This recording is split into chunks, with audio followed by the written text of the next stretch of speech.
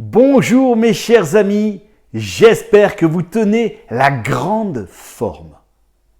Dans cette 30e vidéo, une histoire qui me plaît particulièrement car elle mêle les côtés cérébral et émotionnel.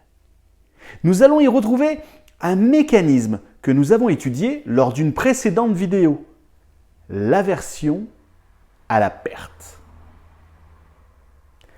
Paul Smith est producteur d'émissions télévisées. Cela fait 2 ans qu'il essaye de vendre une idée de programme du jamais vu. Il s'agit d'un jeu télévisé sous forme de quiz. Le candidat doit choisir une réponse correcte parmi 4 possibilités affichées à l'écran. Si le candidat répond correctement à toutes les questions du jeu, il peut gagner 1 million de livres sterling. Paul Smith propose son idée à plusieurs chaînes de télévision britanniques, dont la BBC, mais aucune d'elles n'en veut. Il persiste, persévère, et il a bien raison. Son idée intéresse finalement une personne. Il s'agit du directeur des programmes de la chaîne ITV et ce monsieur s'appelle David Liddiman. Celui-ci est intéressé, mais il est tout de même circonspect, voire même un petit peu inquiet. Il craint qu'un jeu où la réponse est affichée à l'écran ne lui fasse perdre 1 million de livres sterling par épisode. Paul Smith, le producteur de ce jeu, se propose alors d'expliquer le jeu à David Liddiman. Il sait qu'il ne le convaincra pas avec une simple présentation. Il faut que David essaye le jeu, qu'il l'utilise par lui-même. Lors de leur première rencontre, Paul demande à David de sortir son portefeuille et de lui dire combien d'argent son portefeuille contient. « J'ai 210 livres, lui répond David. « Bon, j'ajoute 40 livres que vous me rendrez plus tard, lui répond Paul. Nous avons donc maintenant 250 livres. Posez l'argent sur la table, s'il vous plaît. » Paul prend alors une seconde enveloppe contenant également 250 livres et il la place à côté de l'argent de David. David, si vous réussissez à répondre correctement à la question que je vais vous poser, vous gagnez 500 livres. Sinon, vous perdrez vos 250 livres. Paul Smith pose alors la question à David Liddiman. Il lui montre ensuite le choix de réponse. Quelle réponse choisissez-vous ? A, B, C ou D ? David ne sait que répondre, il ne connaît pas la réponse. Alors, il se tourne vers son assistante, Claudia, et il lui demande son avis.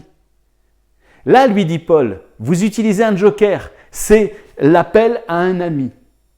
David accepte de suivre la règle. Il demande donc conseil à Claudia, mais il ne s'entend pas avec elle sur la réponse à donner. Paul lui dit alors, vous pouvez utiliser un autre joker.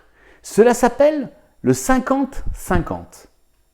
David accepte et Paul fait donc retirer 2 réponses parmi les 4 réponses. David choisit alors l'une des 2 réponses restantes. C'est la bonne. Paul Smith pousse vers David les 500 livres sterling et lui dit « Cet argent est à vous, à moins que vous ne vouliez doubler la mise en répondant à la question suivante. » Paul pose la nouvelle question et présente à nouveau 4 réponses possibles. La question est plus difficile et David se tourne à nouveau vers son assistante. Paul l'interrompt. « attendez, vous avez déjà eu recours à l'appel à un ami. Vous ne pouvez pas utiliser 2 fois le même joker. » « Quels sont donc mes autres choix ?» lui répond David. « Vous pouvez faire appel au public. Du public, il n'y en a pas, ils sont dans les bureaux de David. Mais David ouvre la porte d'une salle de réunion et il demande leur avis à tous ses employés. Mais aucune réponse ne fait l'unanimité. David, qui ne connaît décidément pas cette réponse, dit « Bon, Paul, je m'arrête là et je conserve mes 500 livres. » À cet instant, Paul Smith sait qu'il a gagné la manche. David lui vient en effet de comprendre qu'il ne perdra pas 1 million de livres par épisode, car il vient de faire lui-même l'expérience de l'aversion à la perte. Les gens ont peur de perdre et préféreront, dans la plupart des cas, repartir avec ce qu'ils ont gagné plutôt que de prendre le risque de perdre. Comme nous l'avons vu lorsque nous avons étudié les mécanismes de persuasion expliqués par Robert Cialdini, mes chers amis, la peur de perdre est plus forte que la possibilité de gagner. David Liddiman va bientôt devenir accro à ce jeu. Il adhère d'ailleurs tellement au concept qu'il programme cette émission tous les soirs de la semaine. La version originale du jeu « Qui veut gagner des millions ?» va battre tous les records d'audience. Mes chers amis, avec cette histoire, nous avons une illustration parfaite de la différence qu'il y a entre l'approche rationnelle et l'approche émotionnelle. Toute idée, tout message, toute vente passe forcément à un moment donné ou à un autre par la phase émotionnelle. En communication, le désir précède très souvent l'action. Mes chers amis, notre prochaine vidéo sera la 31e et dernière vidéo de ce cycle consacré à la communication efficace. Je vous attends donc tous nombreux et d'ici là, portez-vous bien.